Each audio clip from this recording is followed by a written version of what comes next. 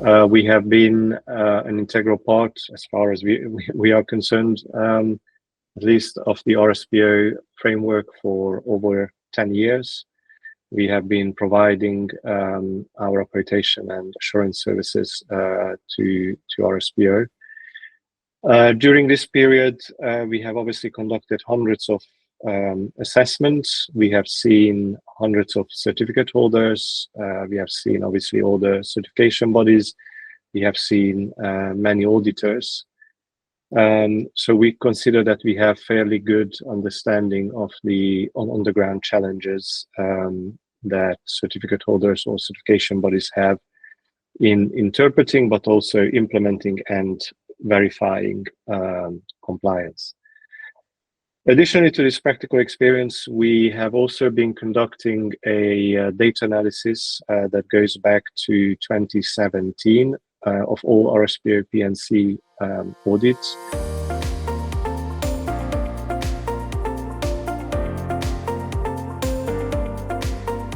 One of the improvements in the 2024 RSPO P&C standards, which specifically lists the aspects that that units of certification has to consider when providing housing to their workers, and includes things like structural safety, waste management, electricity, and water supply. So the indicator is significantly more clearer than it was in the 2018 standard.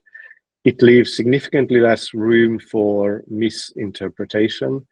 And I generally feel that it will have a very significant positive impact for many farmer workers in the units of certification.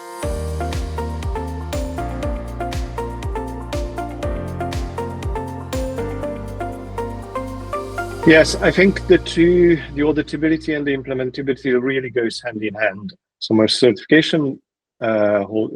certificate holder's point of view, one of the most challenging things is to have different interpretations. So there needs to be clarity, especially on the key requirements in the standard, on what actually the requirement is. So I think the 2024 standard has improved significantly on this field, which will obviously make it implementable to the certificate holders, but also easier to audit for the auditors and ASI.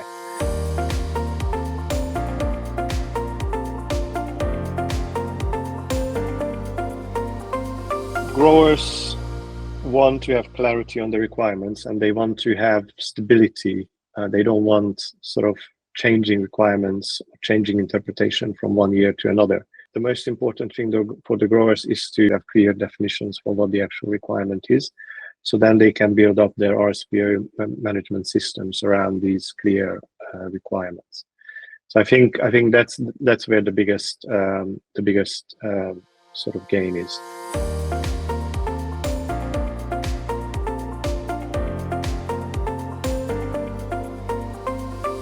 So obviously we do see regional differences when it comes to the RSPO P&C standard implementation. Southeast Asia is obviously where we started, and the growers there obviously are more advanced in some cases in their understanding, but also the implementation of the requirements. And then we have other regions such as West Africa or Latin America, where we do have growers who have long history. We are also aware of the fact that the legal requirements in the countries are different, and we do need to help everybody to move ahead and to progress when it comes to sustainability. We need to be confident that it's robust enough, but it also needs to give the opportunity for those indicators that require an interpretation to consider national context. I think we have really made the fundamental indicators, especially when it comes to the social issues, such as labor, wages, housing, much clearer. And I think these changes that we talked about, and I just highlighted some of them, in relationship to workers, but also engagement with local stakeholders, and will have a significant positive impact within the next 5 years.